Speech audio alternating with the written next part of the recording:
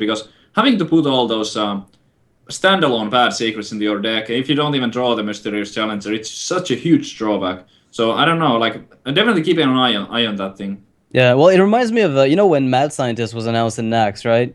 Yeah, And it came out with Avenge. So the obvious like thought process you had when you saw those cards was let's play Mad Scientist with Avenge and Noble Sack and Redemption, and that way you can kill your Noble Sack. It will trigger Redemption and it will trigger Avenge. So you have like three secrets that work at once. But it didn't quite work out because it's really expensive. It's hard to pull together. It's inconsistent. So Blizzard ended up printing something to make Paladin secrets more appealing, maybe too appealing in some people's opinions. And the thing is, they gave us a Kazan Mystic to counter mid-range Hunter and to counter mages. But what is a Kazan Mystic gonna do against a Paladin? Like it doesn't really accomplish anything as far as I can yeah. tell. So maybe that's why people feel that way. But we'll see. I mean, it'll get figured out. It's just a matter of time, maybe, before people come up with decks that work well against it, or are more Yeah. used to playing around it a little bit more efficiently. I'm also a little bit like I like the deck in some weird Yeah, way. it's Like great. there's something to it. Like Patreon Yeah. is not fun. I don't enjoy patrons. Like these are all obviously my own personal opinions, and some people do enjoy patrons too. But for me, like I kind of enjoy watching the Paladin deck in action. Yeah, it is new, and all the new things are always like more interesting in general. But it's pretty cool in some way. Like what you can do with the secrets, how the other player plays around the secrets, like the mind games that go into. If you just play a secret from your hand, there's so many different Yeah. things that do so many Yeah. different like there's so many different purposes. It's hard to play around, and then the other player will just have to like sometimes just make a guess and Yeah, they throw a guess out there and hope yeah. that it works out. It's kind of like when a hunter suddenly on ladder has like four secrets up. You're like, what are you even doing with your life? But then you have to play into something, and sometimes you just get punished really severely. All right, so we've received news, guys, updates as far as to what we're going to be doing. Zele will versus Cypher will be the first match of the day instead of Lifecoach versus Lostov. Our apologies for this inconvenience, but you're going to get to see Lifecoach play versus Lostov a bit later after the best of five between Cypher and Zele has gone through. So we'll be moving on to that game as soon as possible. Again, Zele, one of the players in the Archon Team League Championships, he's got a few decks that we know he prefers. Cypher, I can't quite pinpoint what he likes, although he did finish second place in the last season of Star Ladder. In the kickoff season, he went up in the finals against Trump and finished second place. So $8,000 for the kickoff season was a pretty good result. I'm sure he's hoping to do. I mean, in the Vulcan Deckmasters, sorry, not in the first season. So he was doing amazing. I don't know if he still feels like he's on a hot streak, Mhm. but we'll see. Maybe TGT has been good for him. Yeah, I mean, there's a great opening there. If you are great at deck building, now is there's like this small window of opportunity where you can Right. like get good use out of it before everybody sees what's good. So if he's put a lot of work in, for example, like another deck that I think can be really strong in if it's built right way right now is the Dragon Paladin. Like no, sorry, Dragon Warrior. Like 'cause it can be surprisingly aggressive with really strong late game. So if something like that was perfected, I think it might be one of the top tier decks too. Yeah, that makes sense. I mean, it's one of the decks that people have experimented with. The dragons are really threatening and create huge card advantage in some cases. Yeah, All and right.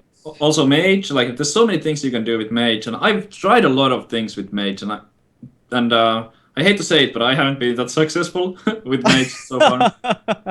FPG hasn't worked out good enough for you. No, it's been Sad. surprisingly bad. It's surprisingly Yeah. clunky at times, and I don't know. Like it's probably some kind of tempo list might be the way to go because I like playing more slower decks and Yeah. trying to get those effigies on belters and the game Kill better. But bots it's and just yeah. yeah, it's just too slow. Like I like slow decks, but I haven't been able to make a slow mage deck that would be good on ladder. Basically, that's the thing. I don't want to play a fast mage deck. I don't want to play freeze mage. Yeah, you just feel like you're forced to play Flame Waker with Arcane Missiles just because it's going to take care of all those 1/1s and all those small minions that everybody's putting down on the board. Like, the metagame would have to slow down tremendously before, Dragon Mage that's slower becomes very viable. Alright, so Zele and Cypher are ready to play, it seems, Nice. and both of them are bringing Warrior and Hunter. No surprise there. But Zele opts in a best of three and a best of five format to bring the Druid, which I think is a good call. Definitely a great class in a best of five, especially since it got the new Darnassus Aspirant. And Cypher with the Warlock. You don't know what it is. You never know what it is. No, I would guess that it's gonna be a hand. Like, 'cause I think the players knew who they up against before. before submitting their deck list. I'm not sure about that, but I think that was the case. And if you see that you have Zalea on you against you on round 1 and also Lifecoach in the same group, I would lean towards Handlock if I was Cypher. Yeah, it makes a lot of sense. I mean, you know, the two of your potential opponents are going to be running, decks that handlock and Yeah. counter pretty effectively. I mean, Zalea is almost guaranteed to play Patron, so handlock again is a great deck. Yeah. And the And Druid is really interesting from Zale. I'm kind of excited to see what cards he put in there. Most of the Druid lists that we have seen, they are more or less the same. Like the yeah, Druid gameplay, like the general strategy with the combos. I think it's going to mostly stick to the same. But will there be the Savage Combatant, for example? I've seen a few people say that card has been great for them, but as far as I've seen from playing it, I Oh, think you're still better off with a standard Druid list. It's a little unfortunate. okay. I think Savage Combatant is great when you're the first player, right? Like you play it first, and your opponent then plays a Shredder or something, and then you're super far ahead, or you innervate it out. But when you're not getting that initiative, it often feels like a dead card. So I think just for that reason, people may stick to more standard list. One thing to know is that Eloise was somewhere in the top legend on her server. On the server she was playing on, I'm not sure exactly which one that was. With a druid list that did nothing but throw in Lornasis Aspirants in the deck, like no Wow. living roots, nothing else, just straight up the old Shade of Nax, same old deck, working perfectly well. Why change what already works? And Yeah, yeah, she's been doing yeah, great. it's great. And I personally I like the what's the card called? Living Roots. I Right, think right. Living Roots is an excellent card because against those like so-called cancer decks with that around the leopards and like Yeah. tend to go face a lot. When you go first or even second against that kind of deck, and if you have the Living Roots in your hand in the opening hand, it's so huge because you're gonna kill off the leopard gnome so quickly. Or you just use it to like to deal 2 damage to take out the knife juggler, which would otherwise be 10 damage. So like the druid overall, even though there's not that many, maybe like crazy good new cards or like nothing too amazing, nothing too spectacular. It just feels like it's even more well-rounded now than it used to be. Yeah, I mean, they've got an interesting array of new tools. Blizzard said, hey, we're going to give you cards that won't disappoint you. You know, the whole beast Yeah. archetype and mulch. You know, they give us mulch and living Oh roots. Living yeah. roots, I think a lot of people are excited for. Mulch, I think, has room to be played in a controlled druid. I think there's definitely something to be done in like a mill/control with the Starfall, with 2 Wild Pyros, Blood Mage, the old type of mill deck, but you're just playing Ancients of War as your top curve, and you just really play it slowly. And Mulch is giving you a tremendous amount of value in a deck like that if you're in a slowish metagame. Of course, you Mhm. have to be very cautious if it's faster, but that's what Wild Powers are there for. I kind of feel like you might be able to just stick one mulch into just regular druid list too. Like Yeah. maybe instead of the big game hunter, if the meta seems like there's not always things to hunt, so you might be like okay. I think the card is quite good. Druid just like Druid. It seems like Druid got a lot of consistency with the new cards. Yeah, all right, so we see a Savage Combatant as you were hoping, but it's in Cypher's side, so I'm guessing either the deck lists were presented wrong or the cameras are flipped up, and Cypher is actually the handlock player. Yeah, So I believe so. Like on the class screen, we saw that Zale is the one who has a druid in his lineup, and Cypher has a warlock. yeah, that's what the screen said, but as far as we're concerned, we can always discuss the matchup by saying the Druid versus the Warlock if we don't need to name names. Should work out quite well. So, Druid mulligans everything and Yep. gets the Innervate start, but with a pretty horrible follow-up, unfortunately for him. It's not looking too great. Nope. Double mountain giants Yeah, for that's a warlock great player. start. No That's huge. BGH either on the Yeah. Druid side. Hero power. Oh man. That's a weak start. I mean, he's got to keep with the Yes. grove, so he feels happy because he expects Twilight to come out at some point, right? You have to expect Twilight. All right. Now we have the graphics flipped. So yeah, Cypher in fact is the handlock player. As we thought. Oh, Darnassus Aspirant from the top to Zale. That's a great draw. Yeah, he's probably gonna have to just Dark Bomb this. Not too bad. Actually, wait, what does Dark Bombs prevent here? Like a 5-drop? I guess a 5-drop into your Mountain Giant's a big enough threat that you have to remove the Darnassus Aspirant. Because some people I've seen just don't care too much about it. Oh, really? Yeah. I have like this instinct that whenever I see it, I'm just trying to kill it as fast as possible. Alright, yeah, I can totally see that. It's like denying a wild growth. Of course you'd like to do that. Yeah, it's like giving your opponent a coin every turn that it survives, kind of. Not exactly, but in a way. Alright. It does also deal some damage. So. But the Dark Bomb was perfect answer to it, so unless Zale has a big Game Hunter in his hand, it's definitely like Cypher is on the driver's seat. What about a Mortal Coil here coming out? Nope, unfortunately, because I was gonna say that would be a crazy Hellfire Coil turn, but Oh, I mean, yeah. would you ever go for a Hellfire Coin Dark Bomb and push for 8? Or is that not worth it? I would just tap and play the second giant here. I mean, it's obvious that there wasn't an answer to the first giant, so what can the druid do if there's another one on the board? Like, play the second giant and go for the race. But I mean, I wouldn't hate the Hellfire Coin Dark Bomb either. Because dealing 5 is really hard as a druid. He can do it with something like a swipe and hero power. Yeah, I think he's gonna go for Eurolana play though. The double giant board is really hard to say no to. I mean, when you see a board like this as a druid player and you haven't played your PGH on the first one, that's looking pretty clear that there is no answer to a giant. Yeah, Drake would be too risky because there might be an answer to that, so it makes a lot of sense to just add the second giant. Again, the power of Handlock. I mean, this is a deck that's been around since, what, closed beta? There's really nothing to say about it that's not been said before. But this is the type of deck that can be played when you find the Giants very aggressively. Like, you're dropping the biggest creatures in the game at the earliest possible time. And it's pretty scary when you don't have the BGHs. Yeah, it's very efficient. And big game hunters have a little bit shifted out of the meta right now. Like I've seen a lot of people cut it in even Control Warrior and maybe in Druid too. But I would expect that Zale is still running at least one in his deck. Yeah, I think it's hard for Druids not to run. Like, usually you'll see a mix of BGH, Harrison Jones, Mind Control Tech. You'll see like a mix of all those cards, depending on those 2 tech slots that they have open. Because you really need... He got the combo. Oh, wow. Does he ever just push? And wait for the Innervate combo next turn? It's a pretty tough turn. Looks like he's gonna deal with one of the giants here. No. I'd be very surprised. I think he's just looking to do a lethal next turn. Yeah, makes sense. Oh man. How much is this? 16 on board. Well, it's not lethal quite yet, but there's gonna be so many taunts now. Yeah, there's 22. 22 damage for Cypher if he wants to push it, but he has to start living. Oh my. That's a bit scary. He's gonna have to play the taunts, basically.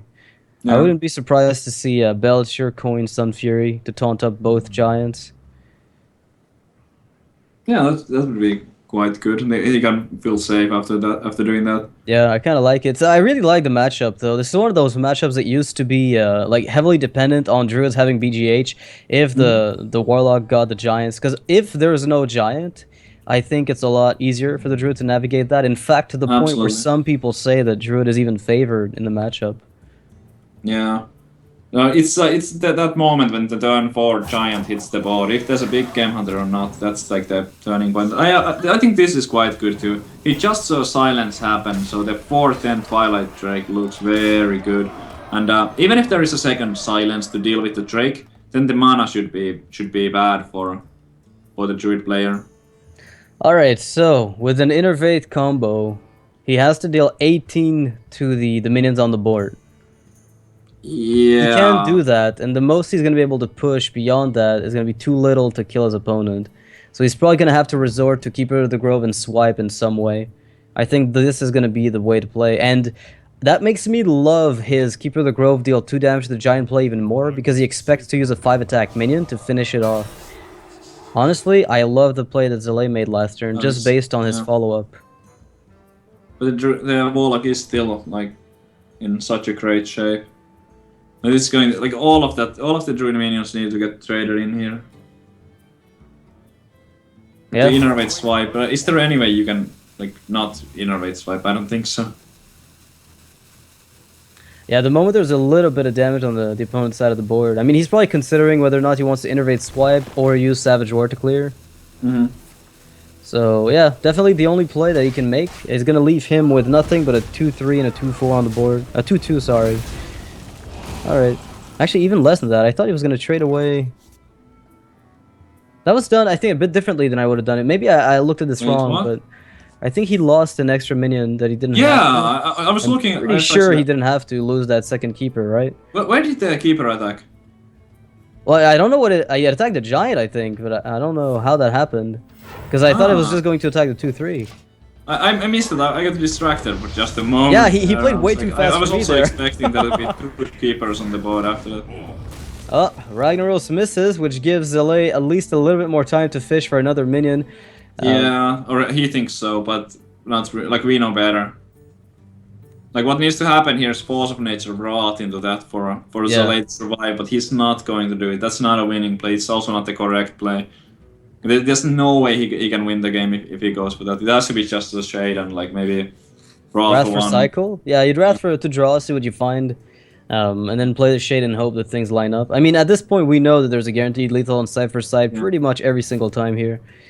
Just on the basis of the Iron Beak Owl, letting Ragnaros go from... Yeah, and Rooted Zale man. knows it too. That like this like 95% or 99 or something like some very big chance that he's dead here. Yeah. But he has to still take the risk here. Otherwise, Let's see if cannot. Cypher sees the lethal. Owlsen? No, he did just a Hellfire. Like that's good enough. Yeah, there's like infinite ways for him to kill his opponent. Yeah. I'm He had disappointed. 2 Hellfires, 2 Owls, Dark Bomb. It's like, how do you not lethal there? So my question to you is, how common is double owl in handlock? I know that you know, Lifecoach plays only the one. Is double owl always standard, or is that a preference from Cypher? I like it a lot. I like playing with double owls. There is enough things for both of them. Even like sometimes you can afford to even spend the first owl on your watcher if the situation seems to be that way. And you can also like against warrior, you can just use one on an acolyte easily. I think it's really good to play too, but some people have got one. Yeah, I know Lifecoach only plays with one of them. He feels like it's unnecessary and sometimes redundant. So Yeah. we'll see if Cypher. I mean, Cypher's list worked out here. I wonder what other warlocks we'll see in the league so far. After this point, Cypher's going to move on to his hunter, and Zele is going to be going for his warrior patron, no doubt. Yeah. Yeah, about that life coach only running one owl thing, it's actually I find it interesting. Life coach has said that you never silence Watcher unless it gives you lethal. Yeah, Lifecoach makes a lot of these statements that he like. I mean, everybody's got their own playstyle, right, to an extent. And I know for a fact that, say, if you look back at the earlier days of Handlock, you could play the Handlock deck very aggressively, and that's where the whole Watcher into Owl play was born. It was That's when true. you could actually afford to play Watcher offensively. But maybe Lifecoach's argument is, now that everybody's playing solid mid-range hunter lists, it's not defensible to silence your own Watcher when you've got so many targets. And because he uses them so conservatively, he feels a bit better about running only one. Yeah. I still do it quite a bit on like turn 6 if I have a Watcher on board. Just go owl, like for example against warrior. If I don't have a different threat to play, that I go owl on it and then follow it up with a defender of Argus to have that Right. 5/6 taunt which will attack the face. Yeah. That's like the owl defender of Argus is a play that I find myself doing quite often. Yeah, it's pretty good. Like, just because you look at the fact that you've probably played the Watcher earlier in the game, and the Owl does become a 3/2 at taunt in most cases, unless you already have another threat. So Yeah. that gives you the ability to counter some of the possible plays that they might want to make by pushing. So you can even do it later in the game, and it's still fine. But the days of coining out a Watcher on turn 1 and then playing Owl on turn 2, which used to be a thing, I Yeah. think those days are over. I don't think any top player would do that play anymore. And I don't think it's correct either. The metagame, like the deck hasn't changed too much, but the plays that you make with it have. So it looks like Cypher is going to be. I mean, he's going to be losing that 1/1 creeper since it was played before the ghoul. Yeah, this looks like a sweet acolyte turn. I think he wants to keep the coin for the maybe Emperor. 'Cause if he plays the acolyte here, he can go the Death Spite on 4 and the Emperor on 5. I think that's like, Yeah, after an almost acolyte too good to draw. pass up. Yeah, definitely. I agree with you. I mean, I wouldn't like totally blame him for just coining out the death spite here, but it feels a little bit like unnecessary. I mean, what it does is give you more leeway to trade into, say, a Paladin Shred Yeah. afterwards. I mean, there's a good argument to go Acolyte, Coin, Execute if you're really afraid of Houndmaster, but you can Oh still yeah. execute later Yeah, if there's a exactly. Houndmaster that comes down, so it And shouldn't his be life that big total of a is threat. so high that he doesn't need to rush things. Like he Mhm. can tank the 40 if there's like a Houndmaster coming to face or so. Okay. Liking display, forcing a trade Yeah. into I the like the inner edge too, because now it's like offering a trade with Leo, and it looks like it's gonna get it unless there's a freezing trap. But even the freezing trap value, like it's not that crazy good. yeah, I mean, you're not doing that much. You'd have to play the Juggler on the back end, and that just... Yeah. Yeah. I mean, there's not much to like do here. I guess juggler, freezing trap, and go. You can't let that trade happen. This is no way. Yeah, the Acolyte has already gotten 2 cards of value. Of course, you know, the Inner Rage was cycled out, so you could Mhm. argue that it wasn't really a card draw because you sacrificed one, but when you're digging for Right. specific cards, it's perfectly acceptable. Yeah. Looking really good for Zale right now. I don't know what more he could even hope for, to be honest. Like he has it all. Whirlwinds! Just throw in some more Whirlwinds! Emperor, Not, like the not yet. Deathspite, Emperor, Armorsmith, Acolyte, even the Battle Rage to get more cards. The Warzone Commander is there. The Warzone Commander is sometimes a card that if you don't draw at all, then you can still lose. But at this point, like something really surprising and or shocking needs to happen for Zale to lose this game. Yeah. And the Like, Beast is going to be yeah, taken care of, so he doesn't yeah, let Cypher get any value out of the Beast synergy. nope, Not a bad pickup here for Cypher. yeah, he had Better nothing than else. getting Like, something that does nothing at all. but what he really wanted was a Shredder, probably. But I mean that's still playable. He could have drawn another freezing trap. That's at least a 6 damage. And it goes kind of nice with the mana too. Like at 4 mana, playing a bow is awkward because you just kind of float that 1 mana. You can't get the hero power in. But at 5, it's okay. Could have been worse. Yeah, I mean, it's guaranteed damage is going to be usable twice. The thing Yeah. is, like, your high mains is your biggest threat. You're pretty convinced at this stage, if you're a Cypher, they're going to be able to push for about 15 more damage. But can you kill him before he kills you? And that's always the Right. biggest issue. There is the double kill command, but he didn't get that early damage in, which sometimes like which would you would like to have with those, for example, Lepernom's Mad Scientist and things like that. The Shredder, if you play the Shredder, Shredder is one of the best cards against Warrior because of the way that it needs to be hit twice with a weapon, which with the attack in between the weapon hits adds up to usually like 8 or 9 damage. So he did not have the Shredder, but double kill command. I guess there's still a little bit of hope. Yeah, that's pretty much the saving grace of Cypher is the fact that if he picks up a quick shot, you know, that represents a lot of face damage that the warrior can't really dodge, even though he taunts up. And it also doesn't offer any Armorsmith value, so the warrior has to start fetching it himself. Yeah. If he wants the Armorsmith value, he's gonna have to play his own minions to make it work. This is interesting. Like, you really want to get the Emperor out. I think he's gonna do it.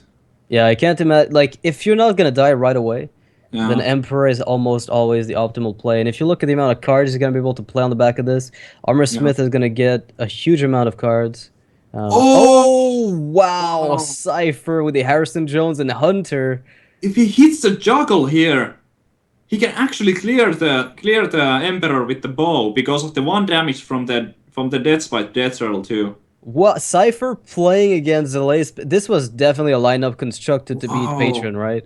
That's incredible. Like That's that's insane. if he hits the juggle here, like he has to play the Harrison here. There's no way he's not playing it. He Yeah, hits even if this you have the juggle, double he trade, you saved do his it. juggler. This is a huge moment right here. Zelay has to be surprised at this. Doesn't even bat He an eye. just hits it. So I think Oh, wow. he might use the bow now to kill that.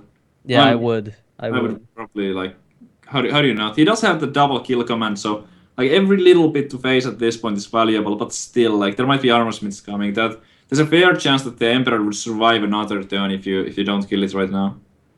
Yeah, you gotta clear it, right? Yeah, Yep. there's no way you don't. I mean, what if you get double executed and then something else comes down, the Emperor gets another Yeah. wave of reduction, then that's really terrible for you.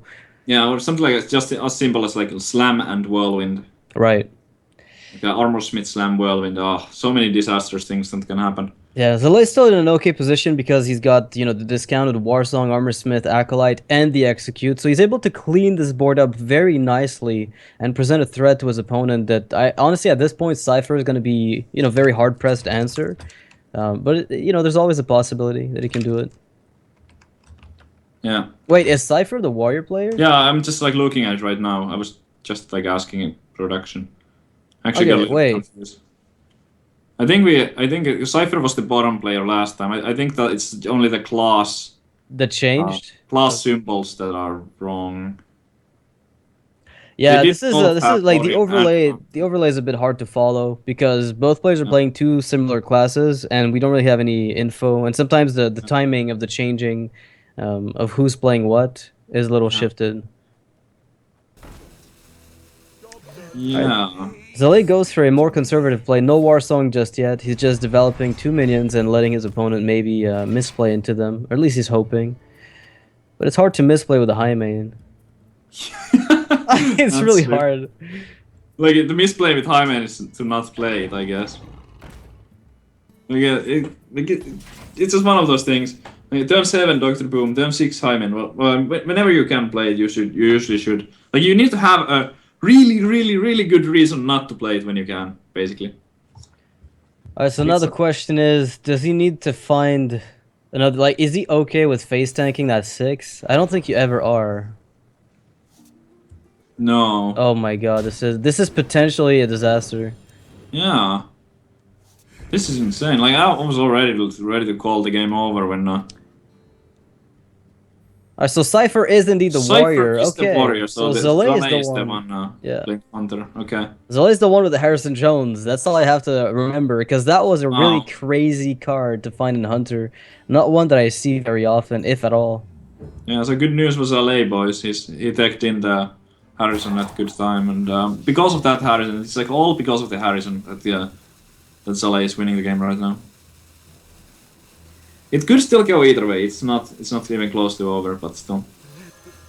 Well, if that high main does push face for 6 and the kill commands hit, then Well, yeah, actually, that's GG right there. It is over. He's got it. That's it. That's game. Never mind. Oh man, Zelay with the lethal here. No way he's gonna miss that. I thought he was like he still had some options, but no, there's nothing. What could have prevented it was an inner rage on the Acolyte to get 1 armor into a whirlwind to get even more cards and more armor to maybe survive a bit longer, but he would have had to find the Execute in the meantime to deal with this high main, and it looks like Zelay will take this, so Cypher is going to get equalized into it, and he's going to have to replay his Patron. Not that you're too worried, because Patron is something you don't expect to lose every single time with. Yep, it's pretty good. And there's Zalay, wow, I'm so impressed by that. I wonder if there's some other classes that he was also preparing for. He was probably expecting other warriors at least. And maybe against Paladin? How good is it against Paladin? I guess it's decent. But if you land it on something, a Master for Battle weapon, all the cards that you draw, it's like your opponent gets them back from their Divine Favor. Yeah, if you look at, I mean, it's not about inclusion to put Harrison Jones in about anything if you expect Warrior and Hunter to be in the metagame, which I think is a really good call. I mean, it's very standard nowadays to see that. So we'll get to see Zelay's Druid again. Yep. So Zelay's going to replay his Druid, picks up a lot of ramp early, and that's definitely what he's looking for. That is nice. Wildcard and Aspirant, but do you keep both? Like, do you even want to play both? That's a great question. A lot of people say, like, I was talking to Dog last time, and he said the Renaissance Aspirant is overrated, and you should only play Wild Growth. And you should mulligan away the Aspirant if you have Wild Growth. Oh, wow, that's exactly what Zelay did. It's interesting, yeah. I would have done that too. I think the Aspirant is like the worst one, except in some particular matchup, like against Hunter. Yeah. And if you're playing more the token type of deck, then the body is actually quite relevant from the Aspirant to like the 2-3, because you have those power of the wilds and stuff. But I agree, like, I used to think, when I saw it the first time, I was really thinking like, no, it's not really so good, but it does put a lot of pressure, and I do think that the card is really good. So, but it's not Wild Growth. I think 3. Wild Growth is still like the go-to card, unless you're playing the token version.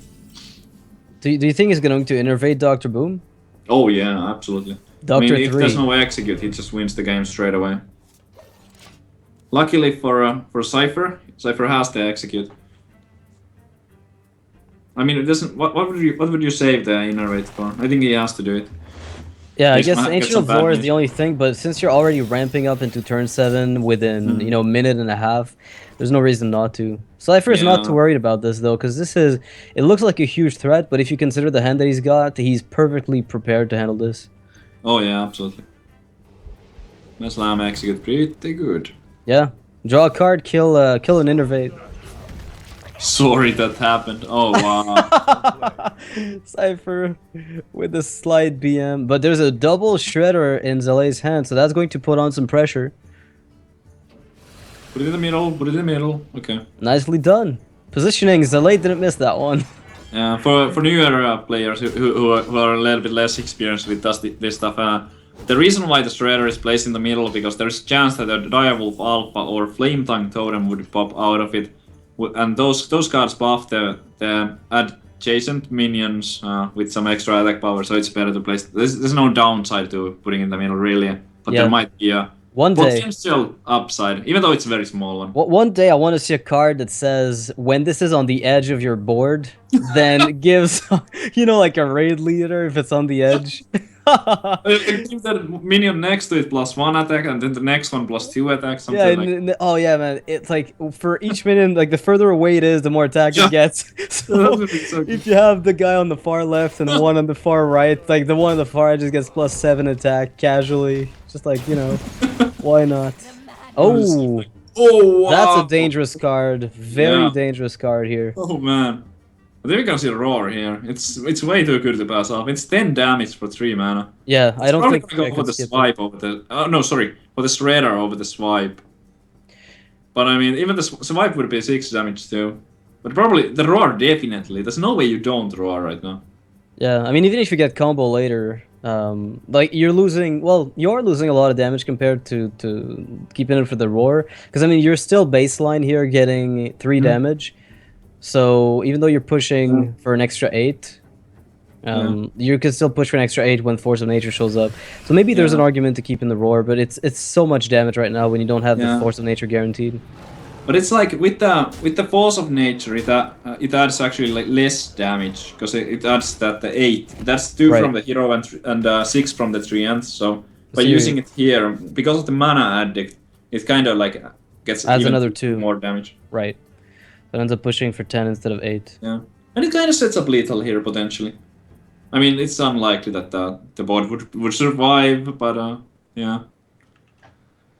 Oh, that slam looks really good. It helps with the Deathspite Death Rattle to get the full clear. He could potentially slam the Shredder before attacking with the Deathspite on the mana addict to get the Shredder popped very easily. Is there ever a turn where you just attack into the Mana Addict and play Emperor? He could do that. He might die if he does it though, depending on the boom bots.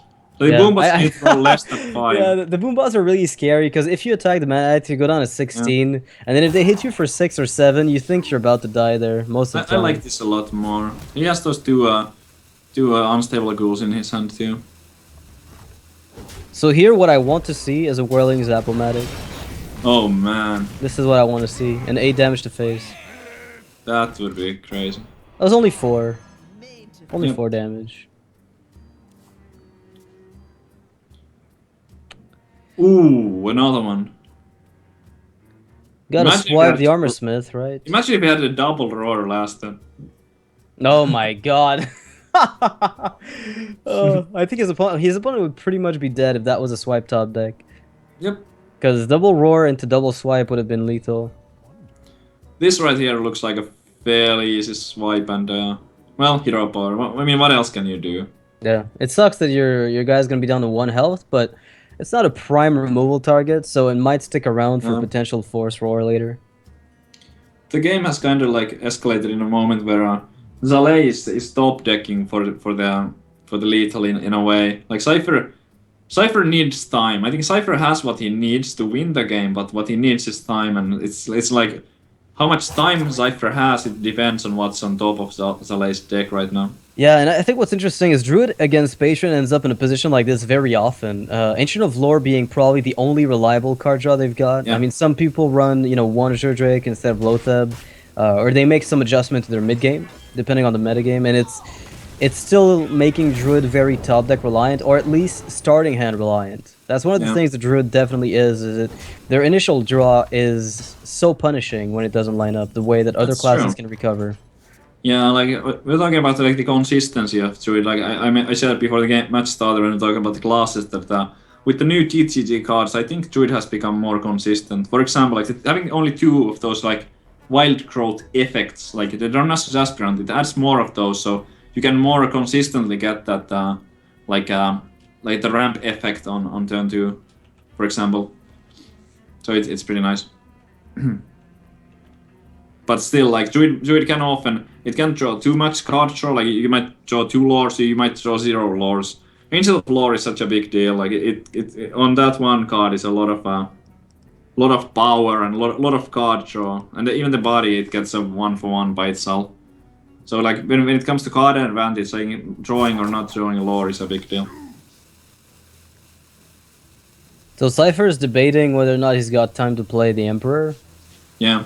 That's probably the thing that's going through his mind at the moment is, can I actually play the Emperor, or am I going to get punished way too hard? I'm only getting punished here if I get comboed down, so I think I can take it. It really depends on that for the most part. Taking a little bit of risk here. I think he was like he was thinking about the execute. It is his last execute.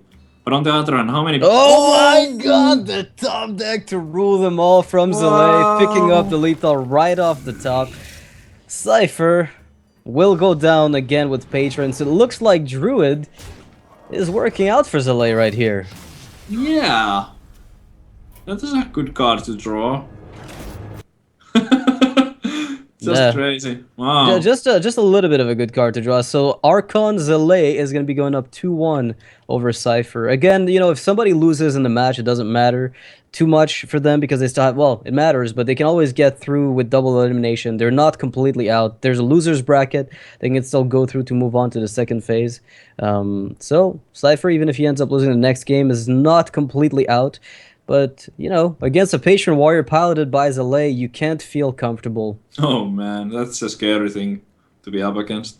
Zalae could be mixing it up and playing control, but he's like, I don't know, like he's put so much effort into perfecting the Patron gameplay, and he's so good at the deck. It's hard to imagine him bringing something else. But it could happen, but it's unlikely. Based on the slam, I think it will be patrons. I mean, the shield block and death spite are cards that you can find in pretty much every warrior list, but the slam quite often means patrons. Yeah, I mean, some warriors have run it, but I don't see Zalae playing anything else in this. What I found interesting was that Zalae, last time I saw him, cut the Armor Smiths for double Cruel Task. So he wasn't running Armor Smith in his Patron Warrior, and he lost against a Freeze Mage as a result of that. A matchup that you can very often win because you just get that one crazy Armor Smith turn. He wasn't running it after TGT, and my guess is he expected maybe some Secret Pally and early aggression decks, and so maybe Taskmaster is a bit better. I'm not sure. That is really surprising to me. Yeah, it was surprising to us too. Seems like such a stable card, also because of the the battle rage, because it's quite easy to enable not only get armor but also kind of get the replacement card from it with the battle rage. I guess you can get a replacement card from the Cruel Taskmaster too. But, yeah, I think they accomplish a very similar thing if you think about it. The only problem is that Cruel Taskmaster doesn't combo for health. Like, that's the only difference. Cruel Taskmaster will mitigate damage because it will 2-for-1, and maybe sometimes, even better than that, depending. But it's not going to give you the potential to get those extra wins off of just a crazy whirlwind like Armorsmith will. Yeah, it's like you can't say that it's a mistake to run Cruel Taskmaster, but it's a very interesting decision for sure. Well, we'll see what ends up happening here. Cypher did pick up a second Abusive Sergeant if he wants to double buff the spider to go kill that frauding. Yeah, doesn't feel too great. Because then he knows that just the one whirlwind effect would wipe his entire board clean. I mean, the problem with that is that you're afraid of whirlwind and you're afraid of a follow-up weapon to kill your animal companion if you do it on turn 4. Yeah, I like the animal companion here. Probably going phase. Yep. I mean, yeah. That's interesting, because now you're forcing him to have a weapon, basically, but... Right. Well, the weapon is not. You're not too worried about the weapon, because if there's a weapon, then that was 3 mana 8 damage.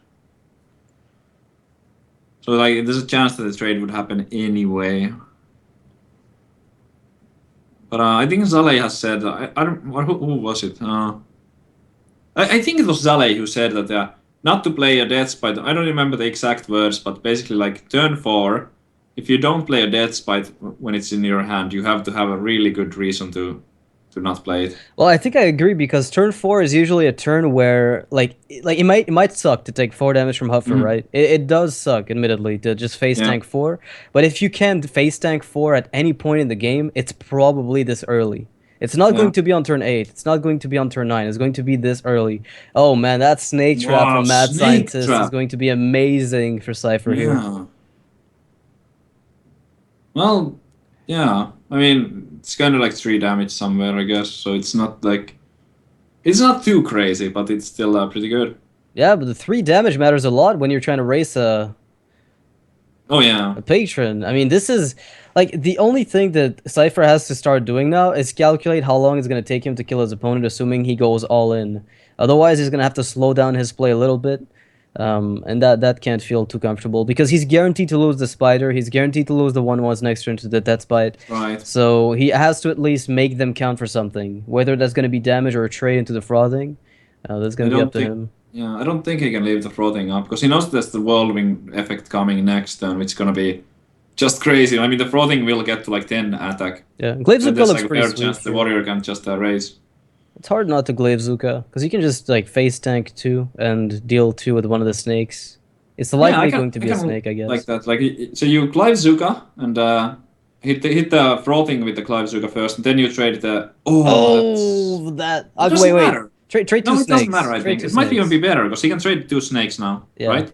So it might even be better because Actually, of it is better, because now he's Yeah. going to have to attack into the spider and take even more damage. right because he attacks into the haunted creeper and. Yeah, why did we react like that? It's so much better. Yeah, it is. Rank 25 casters confirmed. Oh no. I hope we're not getting sapped right now. You can't, but you can mulch me if you want. Good luck casting it at 3 mana. Oh man. But yeah, here I would imagine that there's like a full board clear coming. But can you leave that up? What can you do? Armor Smith Cruel Task. It's kind of weak.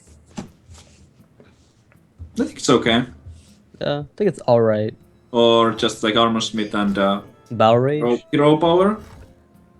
Yeah, I could see the hero power. Yeah, looks like he's going for it. I like Or Battle Rage now because you wow. can develop, like, you draw 2 cards, right? Yeah. And you're at 15 health, so... I guess he has to. Yeah. And he knows that he's not gonna die just yet. Oh yeah, that's shield block. So Zale did not cut the Armor Smith this time around. Definitely not. And it might prove Good to be... for him that he has it in. Or 2 of, probably 2 of them. Could be just 1. Like if he has a tendency of cutting those lately, it could be possible that he kind of like decided if he went from 2 to 0, that he landed at 1. Like 1 would be good. Because he does run that Cruel Taskmaster, and I think some of the older lists that I've seen from Zale have been without any Cruel Task, so it's possible that he's running like 1-on-1. Yeah, I mean, it's a good split. Going all in either way really means you're teching against something specific. Oh yeah, absolutely. But how do you tech right now? It's really tough because I don't think the meta has settled down just yet with the new expansion. So it's hard to predict at times like what type of decks you should prepare for for more spots. Yeah, even with Secret Paladin being around, there's still no guarantee that you know what's going to be coming out. So Yeah, it like, turns I wouldn't out... be bringing players just because of that. Like I don't think it's like enough players are going to be bringing it. Like I think because Flare is quite punishing. 2 mana to cycle it if it doesn't accomplish anything. It's pretty bad. Yeah, it still works overall in the deck. You know, it still accomplishes sometimes. It's a combo piece in some cases. Right. So, like, it's not completely standalone useful for the early game, say.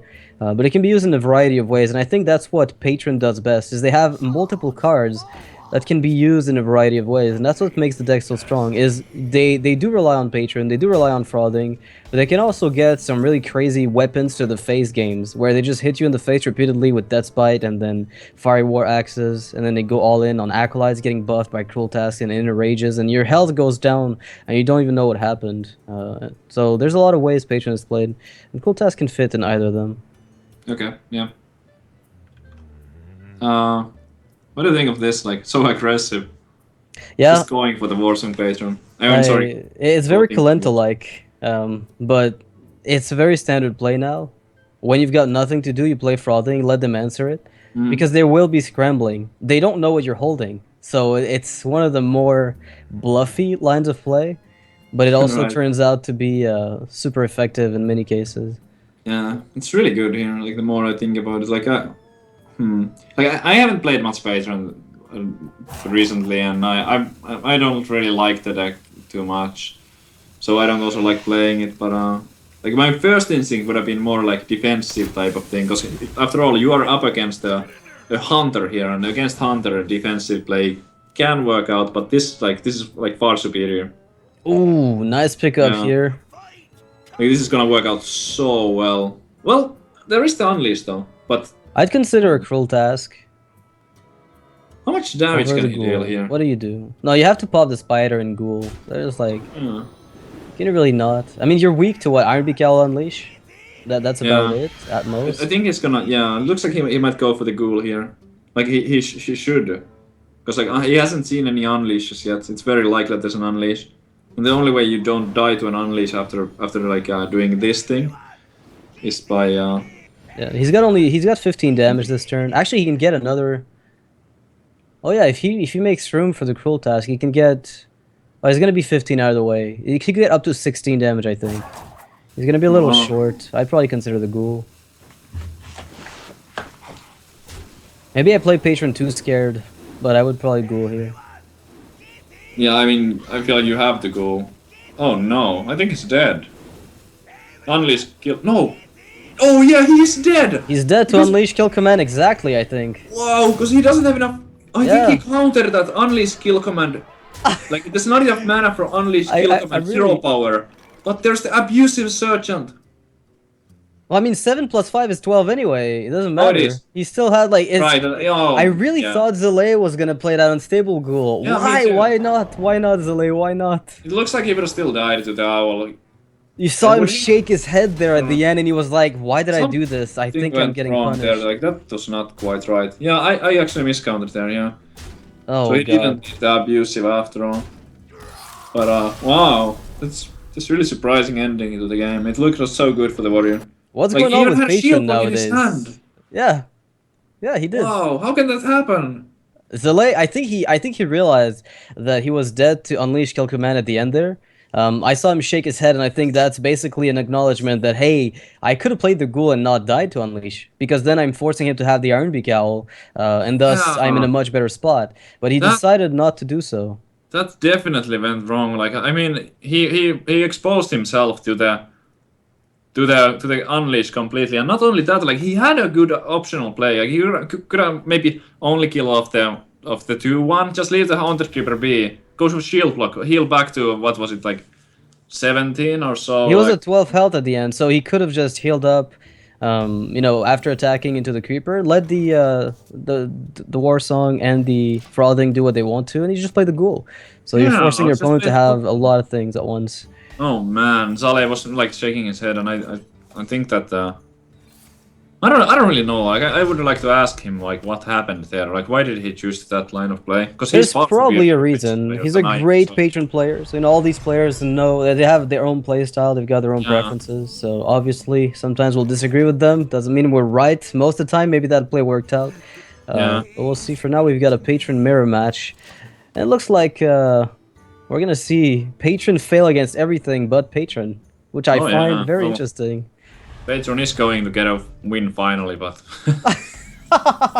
And the worst part is it's gonna be the match too. Whoever wins this is gonna be winning the best of 5 and be relegated to the losers bracket to play another match later today. They still have a chance to move on to stage 2 of the group phase.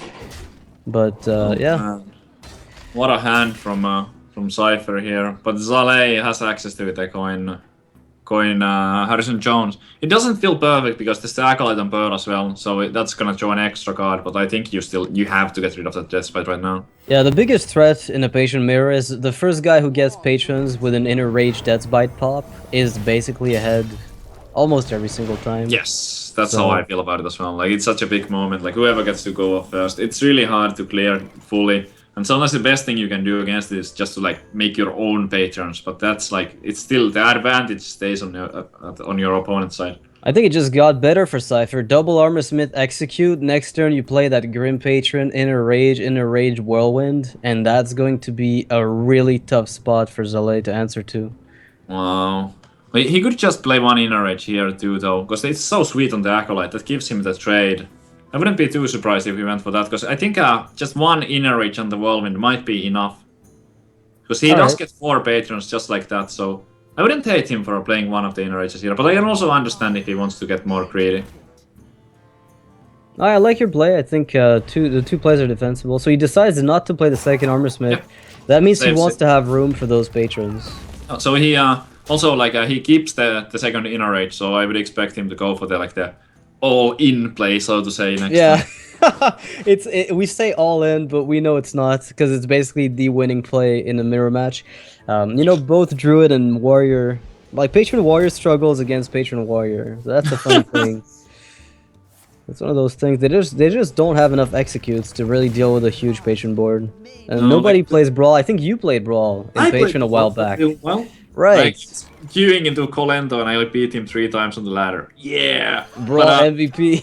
Yeah, but I still don't know if it's really worth it. But I had some decent I had decent success with it when I was trying it out. But that was it helps in the Patron matchup because you can have a Fiery Warrax out and then you are guaranteed to get a full clear. But in some other matchups, it's just what do you got for it? What do you got to a card draw and then you just you get your combo to go off slower? Whoa, whoa! Did he just kill his own page? Is there an argument for why wouldn't you ping the other one? I guess he didn't want the full board, but I mean... Why? Okay, well maybe he doesn't want a full board. I can't fathom why though. But... If he just went for one Inner Rage and Whirlwind, he would have had a 3-1 and 3-2. No, 5-1, 3-2 and 2-3-3. Yeah, 2-3-3. So the effect of the benefit of playing the second Inner Rage in this situation was having one more toughness on one of your patrons, right? Yeah, because you didn't lose the first one. I really thought Cypher would ping the second one. Really? Well, that's the question I'm asking. We'll see exactly if it works out. I mean, at the moment, we have to admit that Zale is struggling for answers. I mean, he's got the slam, but if he had a weapon, he'd be in a much better position than he is right now. Yeah. I don't know about that, I understand it doesn't want the full board, but that Inner Rage, I think I know what the reasoning is. So the way you lose against another patron when you're the patron who spawns the Grim Patrons is he goes for crazy frauding swing turn. The problem is this could only happen if Zale had, say, Emperor Thorson into a turn 7 complete crush with fraud, like a frauding Berserker Warsong Commander play. Sorry, I don't know. I couldn't follow you there. Well, basically, if you spawn a lot of patrons, the only way you die is if your opponent's is playing frauding berserkers and just abuses you for playing too many patrons. But I was the kind of the play that I was most interested in was that the decision to go for 2 Inner Rages instead of one and Whirlwind instead of one Inner Rage. Inner Rage and Whirlwind, yeah, of course. Because there was the difference was that one of the patrons had one extra HP. I don't understand how that can possibly be worth an Inner Rage. Like the second Inner Rage. Yeah, I see what you mean. I was talking about maybe spawning more patrons, but if the only difference you're getting is one extra toughness, then no, you're if you spread the Inner Rages on 2 separate, okay. All right, well, let's see if Cypher is still gonna go away with this. I mean, he's in a great position. He's got the board. He's gonna be hitting his opponent in the face for at least 12 per turn at this rate. And until Zale picks up a crazy swing turn to just wipe the board, it's looking a little grim. I think Zale might be trying to set up for a frauding punish, which could happen as early as Maybe Oh, next turn somehow. he needs to. No, there's not enough mana. Like he could put like a Warsong Frothing double Whirlwind, but Yeah, it's that's not not gonna be. 42 damage. He needs to pick up the the Emperor first. It just has to happen. So I think at this point, like it should be desperate enough to just like shield block and hope for the best, I guess.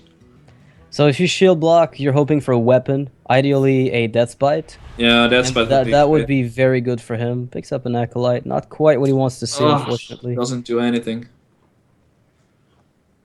You probably have to play it either way. Unless you really want the armor up. Yeah, it's a tough situation. He could just slam like one of the 3/2 patrons or something and armor up. If he wants to take a little bit of pressure off the board. Yeah, I could see that. But again, it really depends on whether or not he thinks he's going to be able to reverse sweep with the Frothing turn. We'll see if Zele can pull it off. This is looking a little difficult. It's a position every patron player's been put in at least once. Oh yeah. When you're playing against your own deck and they get the initiative on spawning them, it's really tough. Uh-oh. Wow. He could charge forward, but it doesn't really accomplish that much. I think it's just like a fairly clean cut Emperor here. No? He's Hold gonna on, shield what is that? block. I think he's trying to. He's really trying to get him out, like get himself out of reach of the Frothing reverse sweep. Right. I think he's That might be the really case. scared of it. He seems to have been playing around that for a while now, and Yeah. it's very consistent with his line of play. So Cypher here picking up, like he picks the line of play and he's consistent with it. Can't fault him for that. Nope. I mean, no Emperor has been played, so he knows that there's only, at best, there's only one Frothing charging at his face, and Even with double whirlwind, it's still not. yeah, and even with double 2 Whirlwinds, it's like, So maybe he's a little bit overcautious, but we can't blame him. I mean, he's so far ahead that he can just play as safe as he wants to at this point. Like at 50 HP, what can go wrong? Wow. Yeah, there's so Zele here is facing down 17 damage next turn. So even if he armors up, he's dead. The only way for him to win would have been to pick up like an Emperor here. Oh, he's gonna do some work with the whirlwind. He's gonna remove. Oh wow! Yeah, and I can Actually, he's got a full clear with whirlwind Death's Bite execute, doesn't he? Huh? Yeah, I think he did. He's gonna go for a much more logical play, which is this one. Oh, I like it. I'm loving this man. Zele, abusing the full board from your opponent so he can't Look spawn. at the armor! Look at the amount of armor! Yeah, it's not looking very. Oh my god, 38 armor, and it's not over. It's gonna keep stacking up a little further to 41 here. Oh wow. 71! What's the most Noxious? What's the most HP you've ever seen in a like a warrior? Tournament format, I think I've seen like 60. 71 is a new record for me for like the amount of armor stacked up with a full health pool. Really hilarious. With a full health pool, no less. 71. Wow, new records. This should be like an additional win condition, like the first to It kill is. your opponent or to reach 100 armor. Oh man, the Warrior has the edge. Disappointed. That is crazy. I mean, Trump wasn't safe at 50 HP. But from just 71, damage coming surely from you that, are. I mean, But we have to say one thing, right? Zele is still in this. yeah, I mean, You know, not. if he gets like board control, he needs to swing multiple times with the same stuff. But let's say he gets a full board of patrons and Cypher is out of gas. I mean, those patrons are going to eventually deal that 70 or 80 or whatever they have to. Yeah, I think that's exactly what Zele is going to be hoping for, because that's the way he wins this game, is by getting his own patron board and forcing Cypher to have the answer. And everybody knows how difficult it's been. We just saw Zele struggle for removing patrons. So if Cypher gets those patrons, it's going to be very, very difficult. Right. I mean, that would be crazy if Zele picked this up. Oh, this would be like a match to or a game to remember if there was a way for him to like reverse sweep, because it's not impossible at all. But it is like it looks unlikely still. Yeah, so like 72 health is still a lot to go through. Yeah, like Cypher has so much time to pick up the like a good enough combo for finishing off the game. Yeah, and with 2 weapons, I mean, you can just hit the face repeatedly, and Right. that should do it. Zale is going to use up an inner rage and an execute. He can't afford to tank 5 damage, he knows that much. Yeah. So, again, can't fault him for making those plays. I wonder if he's going face here, because it's like, it doesn't really like matter if your opponent is 72 or 68. Oh, you're making me cry, Savis. This is... But I mean, there could have been an argument made in favor of attacking because it sets up the whirlwind effect. Just because of the whirlwind effect for now. Yeah, the damage, like, not so relevant right now. Yeah, but Zale probably has seen a position like this before, and he might have recovered from it. Because Right. his play looked really clean. You know, he Yeah. seemed to know how to navigate the turn that he was up against. Yeah. Even though he ended up giving his opponent a lot, and I mean a lot of armor.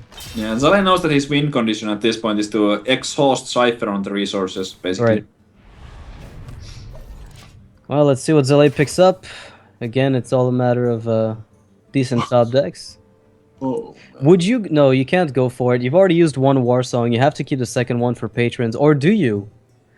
Not necessarily. I mean, patrons don't need to charge. So would you ever go for a War Song? I think you have to wait still for patron, even if you've got the Whirlwind Battle Rage. Like, the Whirlwind is so valuable here. Like, Whirlwind is the most valuable card in his hand. But the charging thing... I might attack here, right? Yeah, to set up the Whirlwind from that. Maybe because of that. But, huh. Okay. Zale plays it slow. And Oh, Cypher's just gonna keep equipping weapons and trying to exhaust his opponent. How much damage is that with Warsong, Ghoul plus Cruel Task? That's another 5 damage from the minions alone. 5, that is true. So And, he's gonna be 4 from 2 off weapons for lethal. 9. No, not quite there, just yet. Yeah, a little off lethal, but Zale looking for the patron. Zale looking to armor up a lot here at this point because anything kills him almost. With the Death Bite set up in Cypher's hand, like it's really difficult for Zale to think that he's safe. Do you battle rate just for 1 here? Okay. Looks like he does. Oh man. Stay consistent and Battle Rage again. Yep. Picks up an Acolyte. Would have been pretty weird if he just chose to not suddenly like cast the second battle rage. Yeah, play 1 and don't play the second one. Not very, not the consistent play we expect. Now, keep in mind, Cypher hasn't played Defrauding yet, as far as I know. So he just has to pick that up, and that's game right there. Oh, that's not enough. He's That gives him just 1 extra shy. damage. Still 1 off lethal. Yeah, he's 1 off.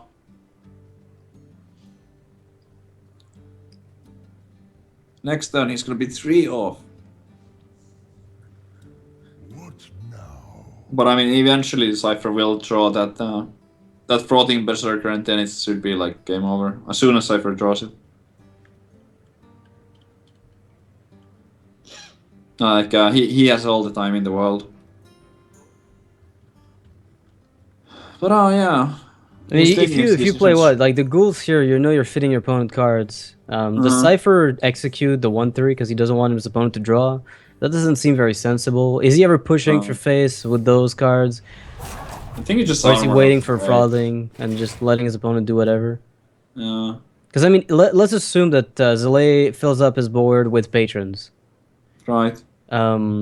Cypher can just wait for his frothing and then counter those patrons with his frothing play, and so it almost doesn't matter if Cypher gets if Zale gets a bunch of patrons on the board, because if you can frothing them down, then you win.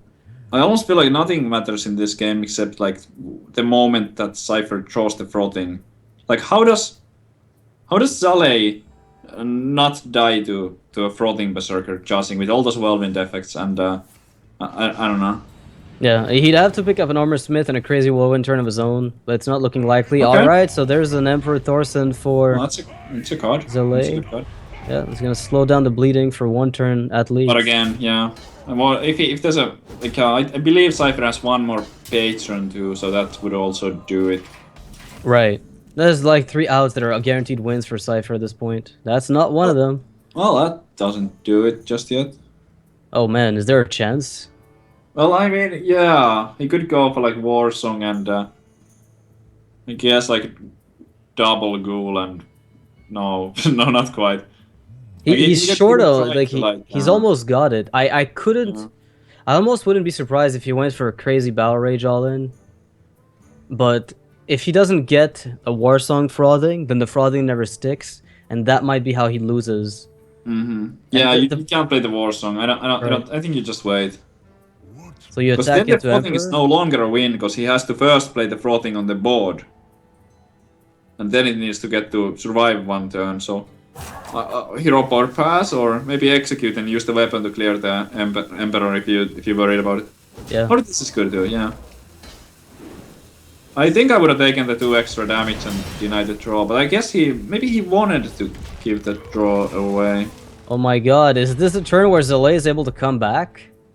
It could be. This could be it. This could be... We're nearing the last few cards in his deck.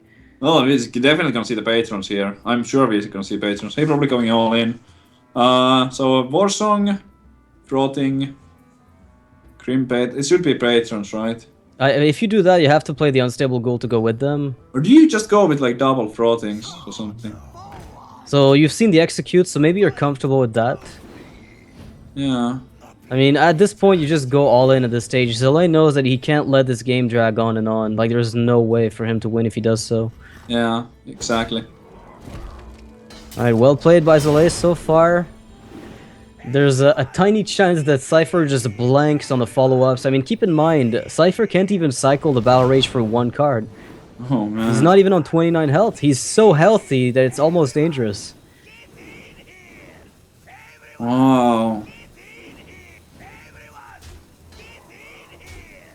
Battle Rage still not cyclable for 1 card. So Zalay is going to be able to punch face for quite a bit. So 13 health here for Zalay. Is Cypher picking Another up? Warsong. Not what he It wants. doesn't do it. I But think I mean, he can- you have to go for it. You have to go for the Battle Rage turn. I don't care what you want to do here. Like this is getting really dangerous. Yeah, Really scary for Cypher. it is. Wait, Oh, man. wait, he could pull off the same trick that Zalay pulled off against him. Fill up that board and then, yeah, whirlwind it off. He could do Can it. he? Yeah, he's got the It's- double ghoul and he's got the whirlwind effect with a war Yeah. song. I mean, the thing is that with the first whirlwind, there's already going to be like the patron and the Warsong dying. Okay, I mean, just He's to see doing how it? this plays out. Or is he just wiping the frothing and the war song? Right. Looks like he's just wiping the frothing and the war song. And going Battle for a Rage single for card 1. Battle Rage. Could Zalay take this? Yeah. Uh-oh. Uh-oh. But is That there ghoul... enough whirlwinds? Yeah, there should be. There should be enough. Yeah. Oh! More health here for Zalay. Oh, So baby. Zalay here has to lose one of the patrons, right, Yeah, to but remove I some don't- damage? Yeah. Or... Like, I don't think Saleh is gonna get out of this because there's 2 whirlwind. It's like what Cypher can do is he has the whirlwind and the unstable ghoul, and with those 2 combined, like he should be able to get enough damage from his opponent's patrons, like enough buffs. It should be enough. Yeah, Oh, man. that's a really scary position. Because I was gonna say, like, how does Cypher go through the unstable ghoul from Zalay? The only way it works is if he's got a weapon or a cruel task to buff up his own ghoul. Otherwise, that unstable ghoul from Zalay he was can- gonna be enough to stop it. Yeah. I mean, Cypher can cruel taskmaster his own ghoul. Right, and that will clear it, and then he can actually go Then through the- the frog yeah. and win. Then both of the ghouls blow up, and the frothing is gonna hit for 9,000, or maybe. Yeah, something along those lines. I know it's a damage count that shouldn't exist, but it does. Yeah. So this should be game over right here. Unless Cypher misplays. Yeah, looks like Zale is not even gonna go for the shield block. I don't know how many cards he has remaining, but it's not many. We got like Ooh. 3 left, I think, at most. Did he not get the armor up? Uh, Oh, he didn't get it. he got 2 health. But still. Is that enough for lethal? Yes. Yeah, with the ghoul, definitely. No, he didn't even need it. Oh, never mind that. Just got a double frothing. A casual double frothing turn. Wait. No, it's not. Yeah, use the cruel task on one of your opponent's patrons, right? Yeah. To maximize it. Or actually, it doesn't really matter. No, it doesn't matter. You I mean, just need it's the extra still- body on the board at this stage. Yeah. And Zalay will go down. Cypher will take it over the Master of Patrons. It turns out getting your patrons first is always good. Yeah, I mean, good effort from Zalay. I mean, he got rid of almost all the armor. And Cypher was up to, I believe, 48 was the highest armor count he had in that game. Yeah, 78 he was health down to total. 4 on the armor, but still full HP. So Oh god. Poor Zalay having to deal with that. And now we see the typical weakness of a patron versus patron, I guess, is when it comes down to the board that you're getting back, you're exposing yourself to dying to a single or two frothings. So it's a very volatile matchup, and it hinges on whoever gets, that inner rage whirlwind turn first. I feel like it comes down to that way too often. So when you see the matchup, you kind of already know where it's going to go, because most of the lines of play are very common and similar. right. Alright, so Cypher is going to be moving on. He's got his win in the pocket, doesn't have to bother with this anymore. And we've got Zalay, which is going to be playing against the loser of the next match. We're going to have Lifecoach versus Lostov coming up. I want to ask the admins to make sure the Lifecoach can actually play, because he ran into a computer virus. Earlier, he was supposed to play the first match, but then we had to schedule Cypher Yes. versus Zalay. So apparently Lifecoach has everything fixed now, so the virus is dead. yes. That turns out we can actually make some pretty good antivirals. So we'll be, watching Lifecoach play versus Lostov. Again, Lostov is a player who did very well in the kickoff season of StarLadder. A player that very few people know. He plays for the Hellraisers, if I'm not mistaken. It's an European team, and he's kind of eaten up all the Archon players in the kickoff season. He almost killed every single player from the Team Archon.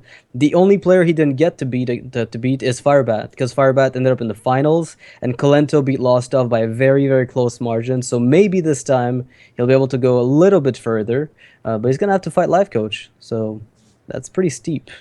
Yeah, not an easy task to do. Lifecoach hasn't been running all that hot just lately, but like earlier this year he was like the #1 player in the world for quite some time, and still definitely like up there. So I'm excited to see what kind of decks and what if there's any new innovations coming out of Lifecoach potentially now. Yeah, he's a lot it's more gonna be emotional than he used to be too. When you watch him play a game now, he's in that trance of full focus, of course. But when something ridiculous happens, I see him look like he's tilted more than I used to, which I find kind of interesting. His character about Hearthstone has evolved over time. Yeah, exactly. That Jedi mind tricks is exactly what I see when he makes that stuff, trying to control the cards. So, Yeah. guys, before we cast Lifecoach versus Lostov, we'll be taking a short break, of course. Don't go anywhere. We'll be back in about a few minutes. Shouldn't be too long, so see you then. Have a nice one.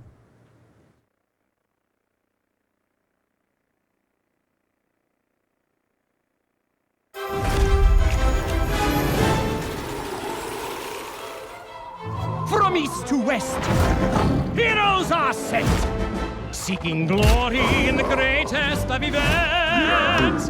There are knights on noble steeds, those who will bring them to their knees. There are monsters to test their mettle at every turn. Legends will rise based on their merits. There's even pirates riding parrots. It's the grand